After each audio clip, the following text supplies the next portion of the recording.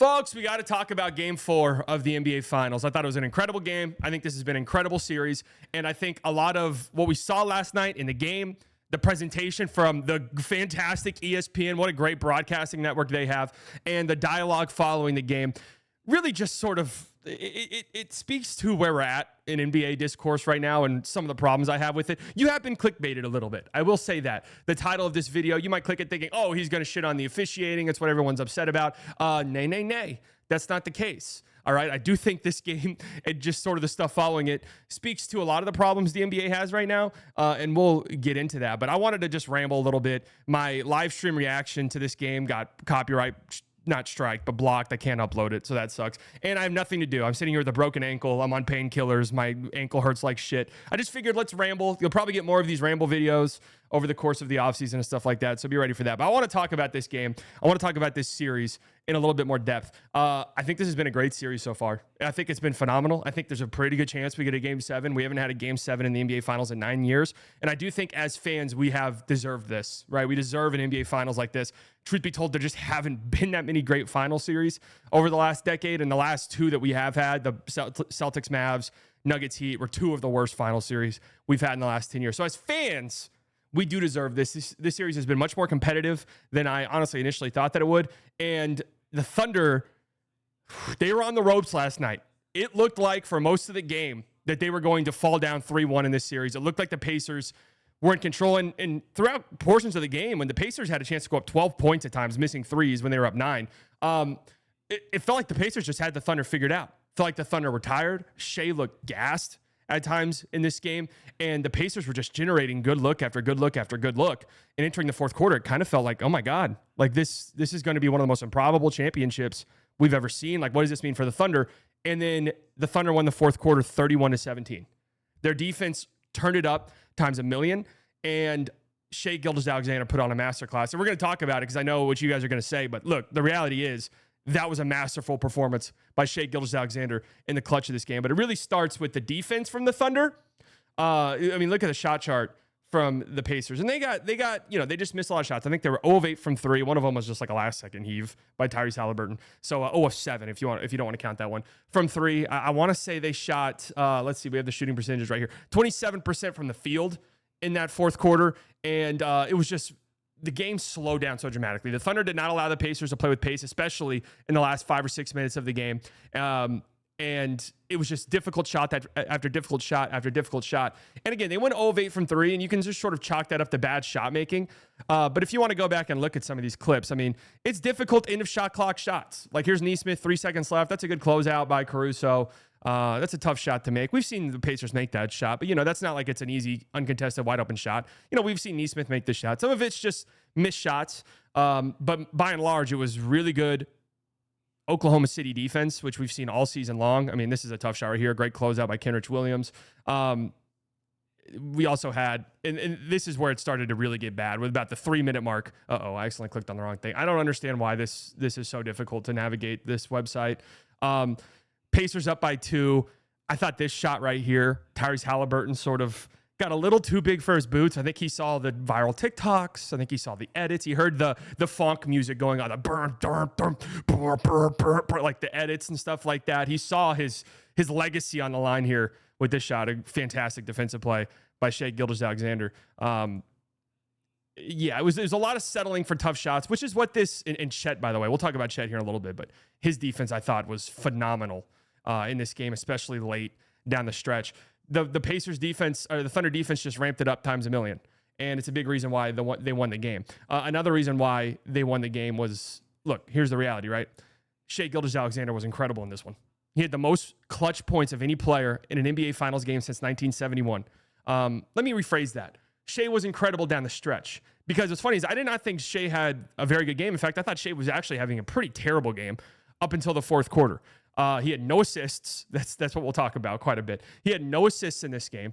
Was scoring relatively efficiently, but everything was so difficult for the Thunder offensively. The Pacers have done such a tremendous job defensively in this series. Andrew Nembhard has just been phenomenal. We were talking on the stream when it looked like the Pacers were going to win this game. And look, the Pacers can still easily win this series. I said at the top of the stream that I thought the winner of this game was going to win the series. That's not like a crazy thing to say because, the Pacers win, they're up 3-1.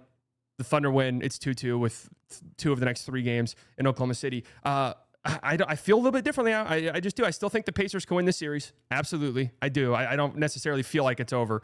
And if the Pacers were to win this series, I think Nembhard would have a pretty solid Finals MVP case just because of the defense that he has played on Shai Gilgeous-Alexander. And we saw it again last night. And look, we're going to talk about the free throws. We're going to talk about the officiating and the way people are looking at this game and the way people are talking about officiating. Look, I'm going to say this right now, upfront and honest. I hate it. I hate the constant bitching and crying about officiating. I just fucking hate it. And we're going to look at some of it in a bit.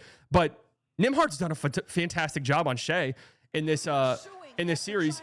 And it's been very physical. Like, he's been very physical with Shai Gilgeous-Alexander. He's been very physical off ball. And I like it. I'm happy. I'm happy that that's the case. I think the refs are letting a good amount of stuff go. And that's the way that it should be. And he's done a fantastic job. Nembhard has. And one of the key adjustments the Thunder made late in this game, as Shai just, look at this, man. Look, we're using ball don't stop. Ball don't stop is a reference, man. What's my goat up to? I haven't seen a lot from ball don't stop lately. But this sequence right here, Thunder are down by 4 points. And this is why I tweeted out that was legendary stuff by Shai last night. People were crying in my mentions because of it. This is a legendary sequence. If this sequence doesn't happen right here, the Thunder are down 3-1 and are probably going to lose the series. Season on the line, everything on the line, NBA Finals on the line. This little 60-second stretch from Shai Gilgeous-Alexander was tremendous. First and foremost, this is just horrible defense by Nesmith. I get Shai's not the best three-point shooter, but why are you helping in the gaps there? Off of Shai, one pass away. I don't really understand that whatsoever. But a massive 3 from Shai that puts the Thunder within 1 point. I mean, just can't even begin to describe how big of a shot that is. And again, Thunder defensively ramping it up here. Good video here. Can't see the ball handler. These fucking portrait videos are just insane. Fantastic help by Chet. We'll talk about Chet here more in a little bit. But the Thunder get the stop. Here comes Shai. This play has sparked quite a lot of controversy and debate. The reality is it's an incredibly difficult shot. It could have been a push-off. Yes. Could you have called Nesmith grabbing? I mean, what the fuck is this? This video's trash. You don't even see him. This video's trash. I don't understand the portrait thing. I don't get it at all. I think it's the lamest shit. Let's go find the video of Shai hitting that shot. I mean, what's the deal with the portrait videos? Can someone explain that to me? I don't understand it at all. I don't understand it whatsoever. It makes no sense to me. It looks horrible. I mean, I get it because of the... You guys get what I'm saying. So anyways, could you have called a push off here? Yeah, you could have. Other angles make it a little bit more obvious. Now, I will say, Nesmith's being handsy right here. He's grabbing him. He's got a handful of jersey. I'm happy they didn't call that. Was this a travel? I'm going to be honest with you. I don't think it was a travel. One, Nesmith does trip him. Now, that's a response to Nesmith getting shoved. So I'm happy they didn't call that either. But Shai hasn't gathered the ball yet when he takes that first step. So it is 1-2. That's just the rule. And that's an incredibly tough shot. Like, let's take the push off and all of that out of the equation to maintain your balance right there and hit that jumper to put your team up 1 with 2 minutes left in a must-win finals game. I mean, that's incredibly tough. So a great sequence right there from Shai. It is what it is. Those are 2 really massive shots. I thought that you notice one of the big things on both of those makes was Nesmith was the one guarding Shai Gilgeous-Alexander and not Andrew Nembhard. And that was a really good adjustment made by the Thunder, as pointed out here by Steph. A really great adjustment made by the Thunder where they realized that the Pacers will switch these guard-to-guard ball screens. So we'll just have J-Dub set a ball screen for Shai and get Nesmith switched on. And Nesmith got fucking cooked. Like, that's just the truth. Nesmith was getting cooked by Shai. It was handsy defense, some bad fouls that we'll get into, and they were bad fouls. Like, it was some bad foul calls. Some good foul calls and some really bad fouls by Nesmith. And then, of course, Matherin had a complete and total fiasco late in the game as well. But it was a good coaching adjustment by the Thunder, a good job by Daigneault, who I do think has been getting laps coached around him in this series, but made the big plays when it mattered most. And people were mad about this. This is, I mean, we'll get to these like specific foul calls in a second. I mean, this is a fucking foul every day of the week. Like, I don't really understand it, right? It's a good move. Nesmith up in the air. He hacks the shit out of his wrist. I mean, I don't really understand why we're crying about obvious foul calls. Like, if you want to get mad at certain stuff, you want to get mad about the push off that should have been called, that's a different thing entirely. Like, I get the gripes there. But I mean, this one is a clear foul. And so Shai Gilgeous-Alexander, that was an incredible stretch. He had the most points in the clutch by a player since, what was the stat? Since 1971. How many of those were free throws? I think 8 points of those were from the free throw line. And I want to say 4 of those were intentional or technical free throws. Because again, Benedict Matherin's brain stopped functioning down the stretch of this game. Just fucking Benedict Mathurin, man. He had a stretch where he was 1 of 4 from the free throw line and had 2 away from the play fouls on inbounds. 2, which is free throws in the ball for the Thunder. Just a hilarious player in a hilarious sequence. But of course, part of what I think the problem is with this is, man, I just have to come out front and say it. Has crying about officiating ever been this bad? I mean, has it ever been this bad? And look, Pacers fans, I understand it. Like, Pacers fans are going to be upset about the officiating. That's the way that it always goes. I'm a Mavericks fan. I'm still fucking mad about 2006. I think it was rigged. Why? Because I'm a fan of the team. All right? That's how fans are supposed to be. So I don't have a problem with Pacers fans being upset. But everyone I know pretty much is upset about some of these fouls. And then you'll see them, like, post clips and stuff. And it's just, like, the most obvious foul you've ever seen. Like this right here. This was a big one. This was a foul late in the game. They called this. Right? So shameless. This is the NBA Finals. Don't reward this. This has 47,000 likes. 6.7 million views. All right? Let's pause right here. If you've played basketball at any level, elementary school, they will teach you defensively, show your hands. Keep your hands out the cookie jar. Show your hands. And if you play basketball, even at a middle school level, you will be taught as a ball handler, as an offensive player, if you feel a defender has his hands on you like this, go up for a shot. They're going to call a foul. This is a foul. And I want to be very clear about this, guys. This has always been a foul. This will always be a foul. That's it. I mean, crying about this has 48,000 likes. I don't understand. This has always and will always be a foul. I mean, I don't. Again, if you want to cry about the push off and stuff like that, that's okay. That's where you can start to have some conversations. But I mean, this is the one you're upset about. That's never not a foul. And then you have tweets like this: the extender strikes again. Which one is this? Oh, again, this is a foul on Nesmith. I mean, I love how they're zooming in on this, like this is a Zapruder film. Yeah. Oh my God. All right. You see how this is frustrating and annoying? Is like shit like this goes viral. I had friends send me this. The reason why I even showed this was I had a friend send me this tweet. They don't even show the contact. Hey, look, I get you're spreading propaganda. I understand it. I think they're trying to say that this was a travel, which maybe. I think Shai actually does a really good job of keeping that. He does drag it a little bit right there. But again, if you want that called, I mean, there's going to be 50 travels a game. You don't actually want that call. This one was egregious. You're not going to see me defending Lug Dort. I'll tell you that much. You're not going to see me defending Lug Dork. Okay. That was, I don't know what this was a hilarious play, by the way. And then the clip of Benedict Mathurin turning around before shooting the free throw. One of the funniest plays, honestly. Let me pull that up. That's one of the funniest plays I can remember seeing. Lug Dork elbowing Tyrese Halliburton in the face while Mathurin is shooting free throws, and then he turns around like, what the fuck? Right before he shoots the free throw. Never seen something like that. Honestly, hysterical. Here it is. Probably could have. Look at Mathurin. Oh, that's great. That's great stuff. What are some of these other ones? Yeah. All right. So this is a close-up of the push-off.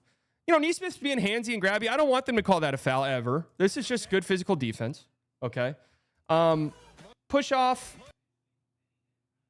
I'm going to be real. I've slept on this. This wasn't as bad as I thought it was. But, I mean, if you want to call that, fine.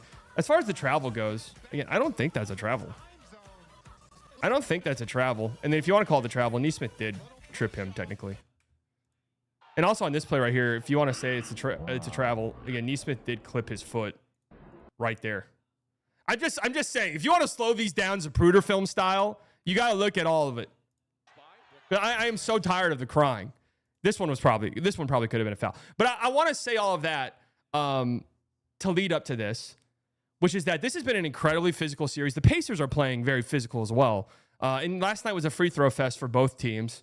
But this has been who the Pacers have been all postseason. If you've watched them, if you've watched really them transcending into becoming one of the best teams in the league over the back half of the season and becoming one of the better defenses in the league, it's been off the back of very physical defense. And there's nothing wrong with that. It's how the Thunder play. It's how the Mavericks played last year when the Mavericks took their step defensively. They just became an incredibly physical defense. And you can see that by the fact that the free throw rate for pretty much every single opponent the Pacers have had has skyrocketed in the playoffs. Like this post right here is trying to show how the Pacers have shots, or the Thunder have shot so many free throws. But really what you see here is that the Cavs free throw rate increased by 32%. Who did they play? They played Indiana. The Knicks free throw rate increased by nearly 30%. Who did they play? They played Indiana. Like they, again, the Thunder's free throw rate has been boosted tremendously in this series. There's only been 4 games. But the Pacers have played very physical defensively, and it's why they've become such a good defensive team. Does that lead to more fouls being called? Yeah, it's a reason why the Thunder have had, what was it, the most fouls called against them this season? It's because they're a physical defense. That's just the truth. All right? And again, I think they've done a tremendous job defensively. The Pacers have done so well defensively in this series. Nembhard's done fantastic against Shea. Siakam was phenomenal defensively for a lot of the game. But I just, because of how physical both teams are playing defensively, the Zapruder film, slow down and look at every single play with a microscope and cry about it endlessly. It's just so fucking annoying to me, man. Like the Nesmith play with the hand in the cookie jar. This was one of the top posts on the NBA subreddit. 7,000 upvotes. God, Reddit's the worst place in the world. And look at some of the comments. This deadass got me laughing at the screen. NBA Finals, by the way. They got to start calling these push-offs. NBA needs to figure this out. It's unwatchable. I mean, guys, please tell me, and I know you guys are going to be mad at me for this video, for talking about this. And we'll get to some other stuff, by the way. I didn't want this to be a ref-only video because, one, I think the Pacers have been phenomenal in this series, and I think they deserve so much credit, and Nembhard deserves so much credit for how he's played. Siakam's been phenomenal in this series. Obi Toppin's been phenomenal in this series. I mean, Benedict Mathurin before the brainworms moment was so good in Game 3. It's because of that I just hate that the refs have taken center stage of these conversations. You know? It sucks to me. Like, this is a clear and obvious foul. I mean, am I wrong, guys? When the fuck is that not a foul? When is that ever not a foul? This is just what I don't understand. And then you have plays like this. This has 4,000, like, Fallon Nesmith. What is he supposed to do? Guys, I want you to watch this play. This has 4,000 likes. Fallon Nesmith, what is he supposed to do? Please watch the play.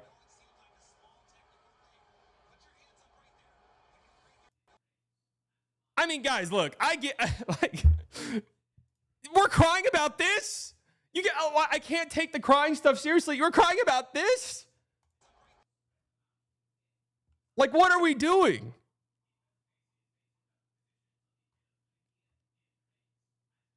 I don't understand. I don't understand what we are doing there. It makes no sense to me whatsoever. And then you have like hardwood junkies. Neutral fans can't stand watching this bullshit. That's why it's the lowest rated finals ever. I mean, look at some of these clips. Like, look at this one. What the fuck is wrong with that?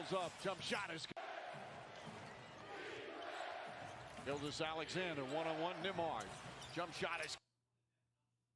I mean, that's in the bag of every single scorer in the league. I don't really understand it. It makes no sense to me. The constant crying has just been, God, it's difficult. And I think part of the problem is ESPN has a hand in this. We'll talk about ESPN further here towards the end of the video because they had some hilarious moments in this game as well. But it happened twice, specifically in this game, where a foul will be called, and immediately the reaction from the broadcasting team will be, oh, I don't know about that. That's a terrible call. You can't call that. And I think one of them was called on the Thunder, and one was called on the Pacers as well. So, I mean, it goes both ways. So the fans hear that and immediately like, oh, what a horrible foul. And then they'll show the replay, and it's a clear and obvious foul, and they have to correct themselves. Like, if I'm Silver, I'm going to the broadcast. I'm like, can you guys, like, just wait until you see a clear highlight before you fucking cry and bitch about the refs? Please. It's like a bad look. So please, hands and knees, please. So the officiating, like, I don't know. I've seen all these clips, and it's just all of those look like fouls to me. Like, I don't understand it. I don't. If you want to be mad about the push off, okay, that's one thing. Again, I don't really think there was much there. It is what it is. I think both these teams have been very physical in this series, and I do think that you can go into Zapruder film a lot of shit. Like there was the TJ McConnell out of bounds play in game 3. Thomas Bryant, clear and obvious goaltending in game 3. Like, these things happen for both sides. I don't know. But J-Tub, we've called him J-Tub. We've shitted on him. He's been phenomenal the last couple of games. 26.5 points over the last 2 games. Yesterday, I thought he was fantastic. His driving, his getting to the rim, his putting pressure on the rim. The Pacers just really didn't have an answer for that. And, he is a physical driver. That's one of the things about him.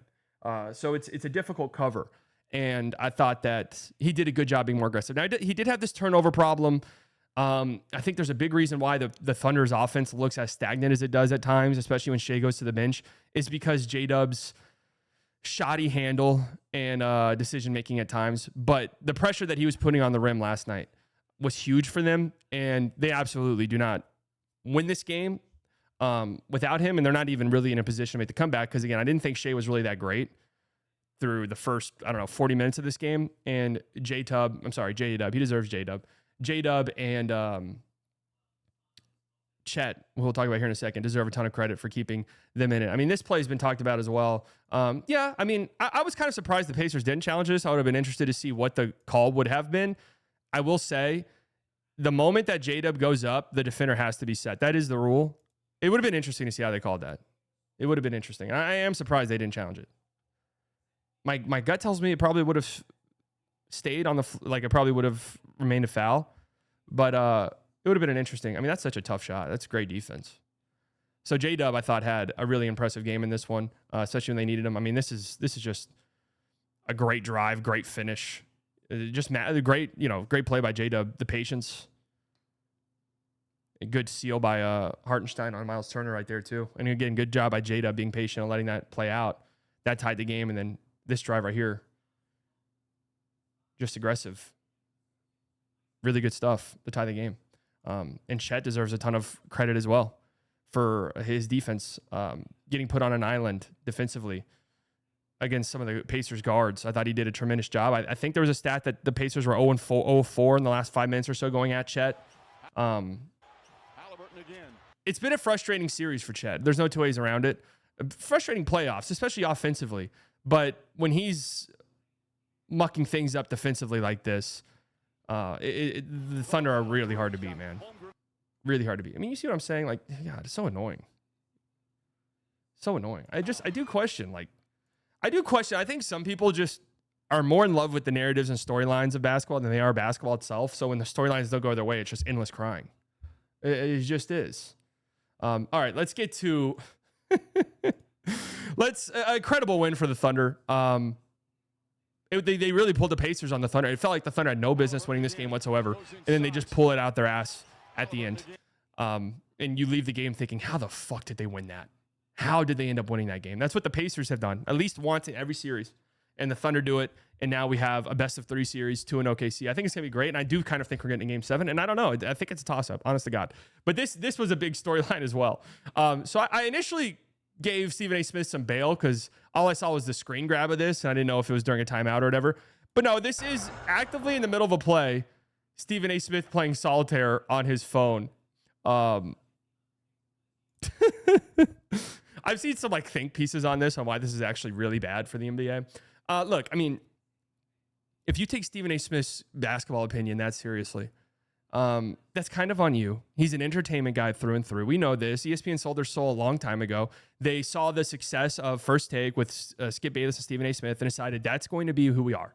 That's who we're going to be. Everybody on our network, and we'll have a few. We'll carve out some roles for true X's and O's analyst type of people in all sports. But mainly it's going to be personalities. Can you come on TV for the next 5 minutes and just spew shit out of your ass and get a viral clip?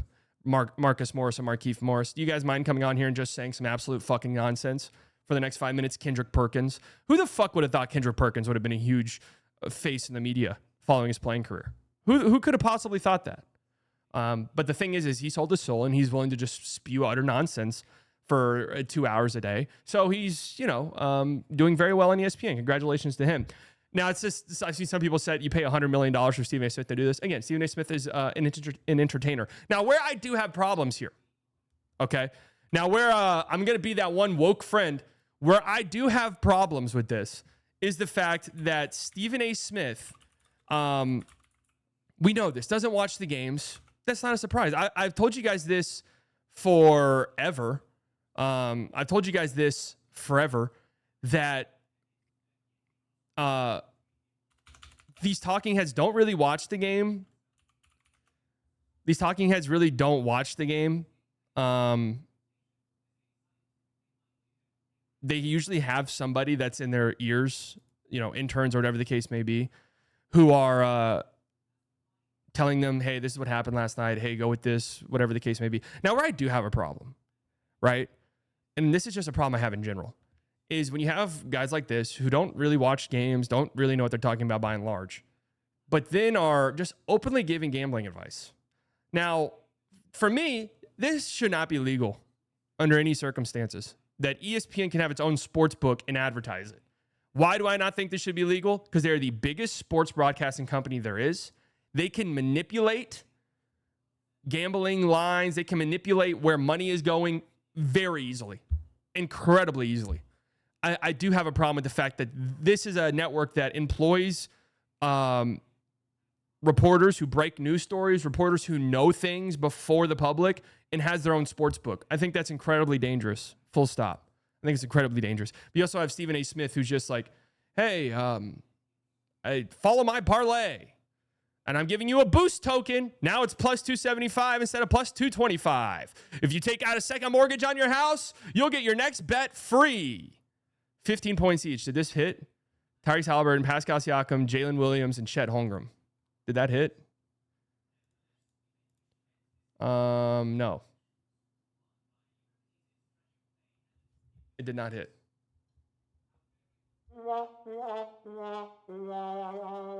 That's where my problem comes from. It sounds stupid. And yeah, I understand that people are just like, oh, it's horrible that, and yeah, this shit was funny. But the gambling advice and hey, we're going to boost this. So it's horrible. It's fucking terrible. It's evil. It really is. It's mischievous. It's evil. And then you also had this, another great moment from ESPN. Pat McAfee. It is that McAfee did a our guy Bill Simmons. I'm gonna fast forward through this just to watch the McAfee speech. Sequential game. Oklahoma's coming into Season so far. coming into tonight's game. Wait, this one might be better. Oklahoma's coming into tonight's game. Oklahoma City was favored by 6.5 points. That makes us the biggest underdogs in the history of the NBA Finals. Look at the title of this video. This guy sucks ass. First and foremost, that's not even true. Weren't the Pacers like the 6th biggest underdog since 2000? Which I was surprised by, honestly. That tells me that the sports books don't know. Stephen A. Smith doesn't know.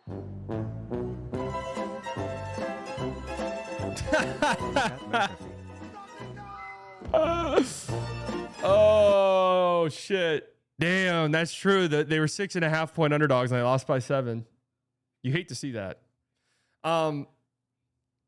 Okay, look again. I'm gonna be that 1-2 Oak friend. Is that getting a pregame hype speech from Pat McAfee? Or no, not even. This was with 9 minutes left in the game. So this wasn't pregame. 9 minutes left in the game when he gave this speech. Bill Simmons, who was there, says that they had to delay the game to wait for this monologue to finish, which is hilarious in its own right. But is it not insanely weird to me that, or is it not insanely weird to you guys that he's grabbing the microphone and talking about spreads during a fucking pump-up speech? I don't get it. I don't get the Pat McAfee stuff. Look, it's different strokes for different folks. I'm clearly not the target audience. I don't understand it at all, like whatsoever. Then, I think he's an Indiana guy. I don't think there's really a problem with him giving a speech during a game. I don't. But doing the whole, we're 6.5 point underdogs, and bro, we're gonna fucking dominate. Vegas has no idea. It's like, dude, all right, man. What is happening? So what an impressive night from ESPN all the way around. Their two biggest faces of their company, Stephen A. Smith playing solitaire in the middle of the game, and then Pat McAfee this is who Pat McAfee is, so it's not that big of a deal.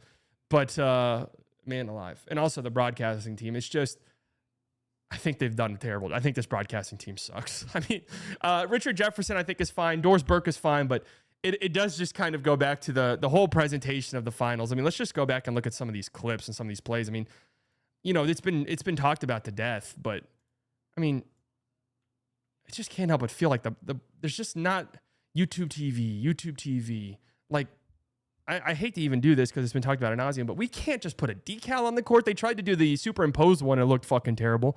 We can't do a decal on the court. Like, the broadcasting team is just not good. It's just, it's fine. It's middle of the pack, but this is the NBA Finals. It's the NBA Finals. It should be the best that there is. Full stop. I don't know. The Pacers crowd was incredible last night, by the way. I think this has been a really fun series. I just wanted to do this rambling stuff just to say, look, I get it. A lot of you guys hate the Thunder. A lot of people hate the Thunder. That's fine. I'm 100% okay with that. I think it's good that the NBA has villains. I've long said, if you've watched me at all for years, I've long said when the Thunder get good and start going on deep playoff runs, people are going to hate them. I have said that forever. People are going to hate the Thunder, and you're seeing that play out. I do hope deep down that you guys just kind of appreciate how good this series has been and how competitive these games have been, instead of just defaulting to just constant crying about everything. Really. Because, again, these games have been tremendous. It's been a really fun final series. And, again, it's cool. Like, root for the Thunder to lose. Absolutely. Abso-fucking-lutely. But just the discourse has just been mind-numbing, man.